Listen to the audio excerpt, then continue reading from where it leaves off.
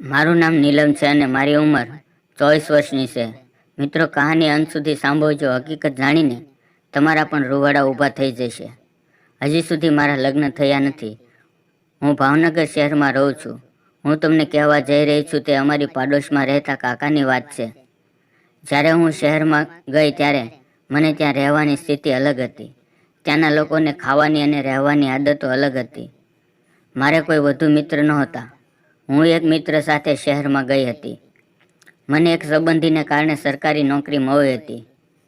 હવે અમને સમજાતું નહોતું કે શું બોલવું, કેવી રીતે રાંધવું. જ્યારે મેં જોયું કે મારી સામેના ઘરમાં એક નોકરાણી કામ કરતી હતી. તે દિવસે સવારે 8 વાગ્યે ઘરે સાફ કરવા ત્યાં જતી. મારા મિત્ર અને મેં વિચાર્યું કે આપણે પણ એક કામવાળી બાઈ રાખીએ. અમારા ઘરનું કામ પણ થશે અને તે અમારા બંને માટે ખાવાનું પણ બનાવશે. આવું વિચારીને હું બીજે દિવસે તેમના ઘરની બહાર તે કામવાળી બહેનની રાહ જોઈને ઊભી રહી. જ્યારે તે કામ કરીને બહાર આવે તો હું તેની સાથે વાત કરી શકું. માને જોવામાં 11 વાગી ગયા. હવે હું રાહ જોઈને થાકી ગઈ હતી. મેં વિચાર્યું કે હું તેને બહાર બોલાવું અથવા હું પોતે અંદર જાઉં. પણ હું તે પાડોશીને જાણતી પણ ન હતી કે ન તો કામવાળી બાઈને જાણતી હતી. છતાં પણ મેં ડોરબેલ વગાડી, પણ અંદરથી કોઈ બહાર આવ્યું નહીં. દરવાજો અડધો ખુલ્લો હતો એટલે હું અંદર ગઈ. મને વધારે અંદર જવું યોગ્ય ન લાગ્યું. હું બારણા સામે ઊભી રહી, પરંતુ ઘણીવાર સુધી અંદરથી કોઈ બહાર ન આવ્યું તો મને એવું લાગ્યું કે બધા લોકો ઉપર રૂમમાં હશે, કારણ કે ત્યાંથી ગીતો સાંભળી શકાતા હતા. હવે હું ધીમે ધીમે ઉપર તરફ જવા લાગી ત્યારે મને કોઈ સ્ત્રીના વિચિત્ર અવાજો સંભળાવા લાગ્યા. મને લાગ્યું કે ઉપરના રૂમમાં કંઈ ખોટું થયું છે. આખા ઘરમાં કોઈ ન હતું એટલે હું સમજી ગઈ કે માલિક અને નોકરાણી વચ્ચે કંઈક તો ખીચડી રંધાઈ રહી છે. પણ મેં ક્યારેય કલ્પના પણ ન કરી હતી કે નોકરાણી અને માલિક ખોટા કામ કરી શકે. હું ઉપર ગઈ ત્યારે એક રૂમનો દરવાજો ખુલ્લો હતો.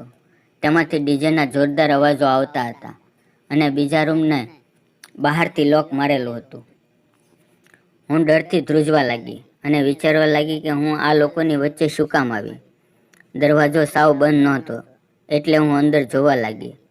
અંદરથી તે વ્યક્તિએ કામવાળી બાઈનું મોઢું કપડાથી ઢાંકેલું હતું અને તે જોર જોરથી રડી રહી હતી. હું તે માણસનું મોઢું જોઈ ન શકી. દરવાજો અડધો ખુલ્લો હોવા છતાં હું તેનું ફક્ત શરીર જોઈ શકી. નોકરાણી અને માલિક થોડીવાર માટે અંદર રહ્યા.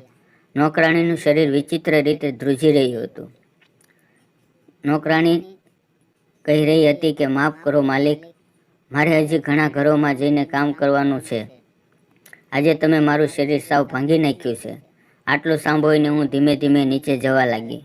હવે હું મારા ઘરે પાછી ગઈ અને વિચારવા લાગી કે તેની શું એવી મજબૂરી હશે. પણ તપાસ કરતાં જાણવા મળ્યું કે તેને 3 નાના બાળકો હતા. તેમને ઉછેરવાની જવાબદારી તેના એકલા પર જ હતી. કામ અને પૈસાની અછતને કારણે તેણે આવું કર્યું હશે.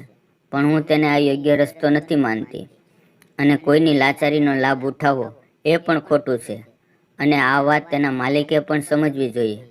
મિત્રો, આ એક અલગ પ્રકારની વાર્તા. જો તમને ગમી હોય તો વિડીયોને લાઈક અને ચેનલને સબસ્ક્રાઈબ જરૂર કરજો. ફરી મળશું એક નવા વિડીયોમાં. ત્યાં સુધી આવજો. વિડીયો પૂરો જોવા બદલ તમારો ખૂબ ખૂબ ધન્યવાદ.